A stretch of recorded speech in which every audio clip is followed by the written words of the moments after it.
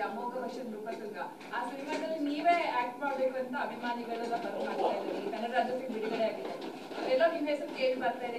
ಇಲ್ಲ, ಹಂಗೇನಲ್ಲ. ಯಾರ ಹೆಸರು ಬಂದು ಸಂತೋಷನೇ, ಯಶ್ ಹೆಸರು ಬಂದು ಸಂತೋಷನೇ, ಸುದೀಪ್ ಹೆಸರು ಬಂದು ಸಂತೋಷನೇ.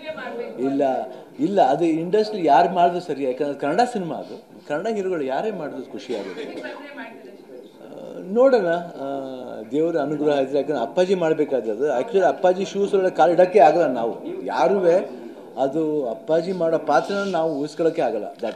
ನಾವು ಅವ್ರ ಶೂಗೆ ಹೋಗ್ಬೇಕು, ಅವ್ರು ಇದ್ರಲ್ಲಿ ಹೋಗ್ಬೇಕು ಅನ್ನೋದು ಭಾಳ ಕಷ್ಟ. ಅದು ನೃಪತುಂಗ ಪಾತ್ರ ಎಲ್ಲ ಇಟ್ಸ್ ನಾಟ್ ಈಸಿ.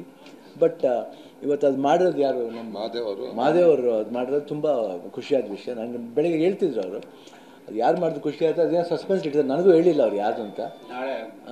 ನಾಳೆ ರಿವೀಲ್ ಮಾಡಿ ಮಂಡೇ ಹೇಳ್ತಾರಂತೆ. ಸೊ ಯಾರೇ ಮಾಡಿದ್ರು ಒಳ್ಳೇದಾಗುತ್ತೆ.